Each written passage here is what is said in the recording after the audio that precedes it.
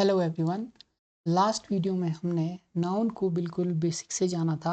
इस वीडियो में हम नाउन को कॉम्पिटिटिव एग्ज़ाम की अप्रोच के साथ जानेंगे। जैसा कि हमने पढ़ा है, नाउन एक नेमिंग वर्ड है। किसी भी व्यक्ति, वस्तु, स्थान या भाव के नाम को नाउन कहते हैं। फिर हमने नाउन के टाइप्स पढ़े थे। प्रॉपर नाउन पढ़ा था, जो कि कोई विशेष नाम से संबंधित होता है। कॉमन नाउन किसी सामान्य वर्ग से संबंधित होता है। कलेक्टिव नाउन समूह या दल से संबंधित होता है। मटेरियल नाउन पदार्थ या धातुएं होती है। और एब्स्ट्रैक्ट नाउन भावनाएं, गुण या विचार होते हैं। अब हम कॉमन नाउन या प्रॉपर नाउन को थोड़े और एग्जांपल से समझते हैं। कॉमन नाउन में आती है वो चीज़ें जिनको हम सामान्य रूप से बोलते हैं, जैसे ही इज़ अ गुड बॉय। यहाँ पर किसी बॉय की बात की जा रही है, उसका कोई स्पेसिफिक नाम नहीं दिया गया है। This city is beautiful. यहाँ पर किसी सिटी की बात की गई है, लेकिन किसी स्पेसिफिक सिटी की बात नहीं की गई है, सामान्य रूप से सिटी की बात की गई है। ये सब कॉमन नाउन के अंदर आते हैं। अगर हम कोई स्पेसिफिक नाम लेते हैं तो उसे हम प्रॉपर नाउन में काउंट करते हैं। जैसे Rahul is a good boy. यहाँ पर राहुल किसी स्पेसिफिक या पर्टिकुलर लड़के की बात की जा रही है। Shimla is beautiful. यहाँ पर एक पर्टिकुलर और स्पेसिफिक सिटी शिमला की बात की जा रही है कि वह ब्यूटीफुल है। इसे हम प्रॉपर नाउन के अंडर रखेंगे। अब इससे जो बनने वाले एग्ज़ाम में क्वेश्चन या रूल्स है, वो हम पढ़ेंगे। पहला है, प्रॉपर नाउन के पहले आमतौर पर आर्टिकल का यूज़ नहीं होता है। कोई भी प्रॉपर नाउन है उससे पहले हम आर्टिकल ए, एन और द का यूज़ नहीं करेंगे। लेकिन इसके एक्सेप्शन है। एक्सेप्शन क्या है? यदि किसी प्रॉपर नाउन की तुलना किसी व्यक्ति या स्थान से की जाए तो द आर्टिकल लगता है, जैसे कि इस एग्जाम्पल में दिखाया गया है। Kalidas is the Shakespeare of India. Kalidas Bharat के शेक्सपियर हैं। अब इसमें कालिदास क्या है? एक प्रॉपर नाउन है, लेकिन प्रॉपर नाउन से पहले किसी भी प्रकार का आर्टिकल नहीं लगा है, तो ये इस रूल को फॉलो कर रहा है। लेकिन शेक्सपियर क्या है? शेक्सपियर भी एक प्रॉपर नाउन है, लेकिन इससे पहले आर्टिकल द का यूज़ किया गया है। ये इस एक्सेप्शन के रूल को फॉलो कर रहा है, क्योंकि इस सेंटेंस में कालिदास की तुलना शेक्सपियर के साथ की गई है। तो नियम बोलता है कि प्रॉपर नाउन की तुलना किसी प्रसिद्ध व्यक्ति या स्थान से की जाए तो द आर्टिकल लगता है। इसको एक और एग्जांपल के ज़रिए हम जानते हैं, जैसे ही is the Virat Kohli of our school.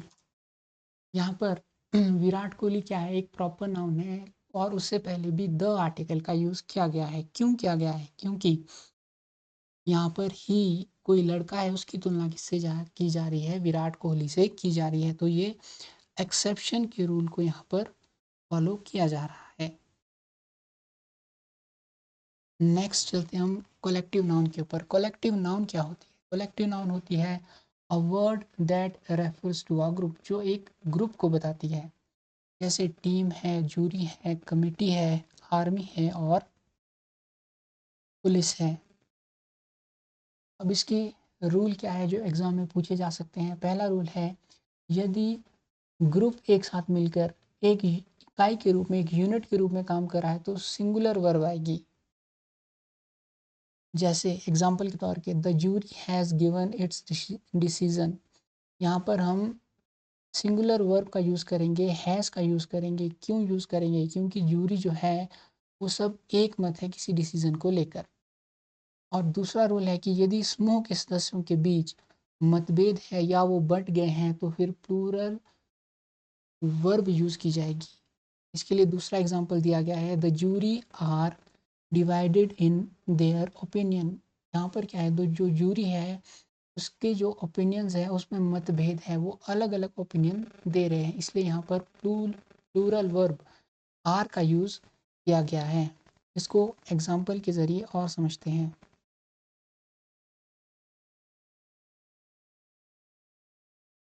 जैसे एक एग्जांपल है, the committee has made it's decision. यहाँ पे जो कमिटी है वो क्या है, एक कोलेक्टिव नाउन है।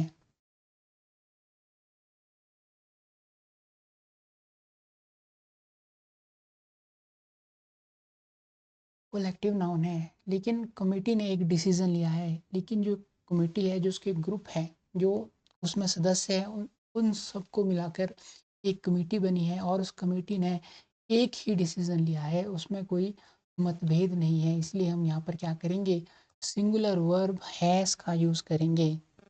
लेकिन वहीं अगर दूसरा एग्जांपल देखें तो वो होगा the committee have different opinions।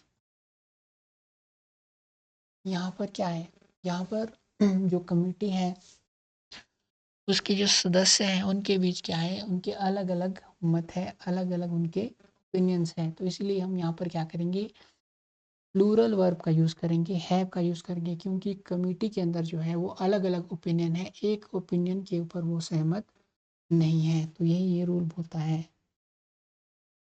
ठीक है, तो इसमें सिंपल सी बात है, अगर अगर कोई भी ग्रुप है वो एक मत है, एक ही डिसीजन ले रहा है, तो वहाँ पर सिंगुलर वर्ब का यूज़ करेंगे। अगर उस ग्रुप के अंदर मतभेद है, अलग अलग ओपिनियन है, तो हम वहाँ पर प्लूरल वर्ब का यूज़ करेंगे।